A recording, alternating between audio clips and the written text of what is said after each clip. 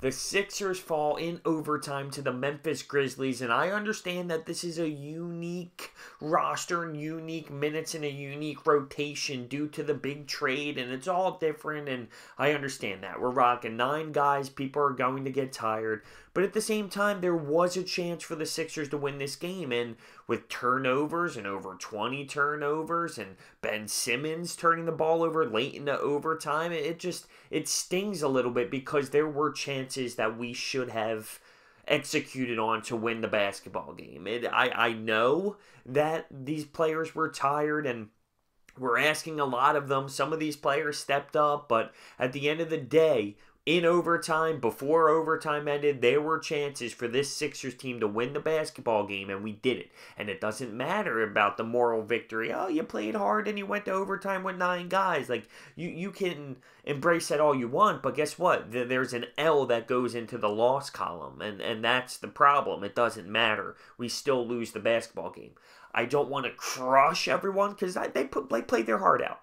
They played their heart out, but there were plays down the stretch, and Ben Simmons being the leader of this team, being the go-to guy, and he's the one turning the basketball over late in the overtime multiple times, that bothers me. On top of that, Marc Gasol gets 3 chances to put back a rebound in overtime. That bothers me, but I mean, what are you going to do? What are you going to do? These guys were clearly tired. You look at Joel Embiid. I talked about it after he goes 14, 18, 4, or 42, 18, 4, and 4.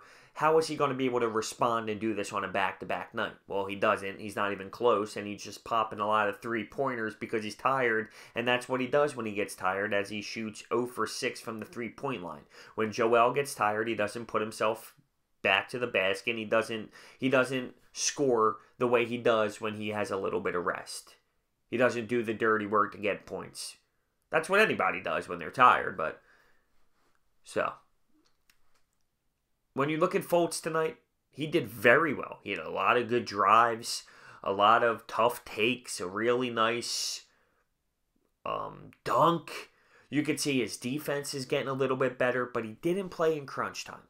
So Brett Brown deciding to not play Markelle Fultz in crunch time is getting questioned. But I will say this. Take a look at who he put in. TJ McConnell. But what did he do? He was a spark for us late. He scored a couple of big-time baskets. He had a nice assist to Joel Embiid on an alley-oop. And he locked down, defended on the last possession of regulation to help us go to overtime. So before you crush him and say, Fultz needs to play, which I'm one of those guys. He does need to play in crunch time, but I have to take a look at who he put in and how they performed.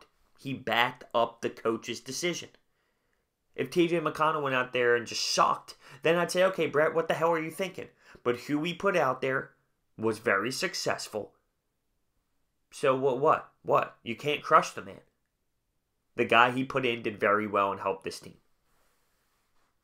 A little underwhelmed with Jonah Bolden tonight because this is the time where some of these back-end bench players have a chance to make a spark, make a statement to the coaching staff, like Cork Moss, who went in there and demanded a trade, and he comes out and hits a couple threes, had a nice couple defensive stands at one point in this game, and he made a little bit of noise for sure. I understand the toughness. I get it. J.J. Redick hitting some big threes for us, especially early. He was hot in this game. I understand how tired it can be going through 9. I get how tough it is to be in the position that we were in with only 9 and go into overtime with only 9. I get it. But still, there were chances. You're up double digits at half. You come out in the third and it was poor. You give up the lead in the third quarter. We continuously see that. We continuously see these turnovers constantly in the 20s. And the 3 plays that keep sticking out to me are the 2 turnovers by Ben Simmons in overtime and the Marc Gasol with 3 attempts on putbacks in front of the rim, right underneath the rim. This was a winnable game. It was a winnable game. But what are you going to do? I mean, it's a unique place to be in as a team. You're a little bit heartbroken due to the fact that you lost some family, some brothers, some teammates due to a trade. You know Dario and Robert Covington were team favorite guys. It's a weird situation to be in. But at the end of the day, we should have came out with a win. Should have come out with a win. Quickly, going over some stats. Fultz with 14, J.J. Redick with 20, Embiid with a double-double, 14 and 16, Ben with a double-double, 18 and 14. Landry Shamet was pulling the trigger left and right, which is fine with me. I'm okay with young guys shooting the rock. He didn't have a great percentage, but I will say some of those balls were literally like in and out, rimming around, and they were close-ass shots that just were not falling for him. But the fact that he's not afraid to keep shooting is great for me. TJ McConnell with 16 and had a big-time spark. He had 7 assists as well, and Korkmaz with 12. So we do fall in this basketball game. It was winnable.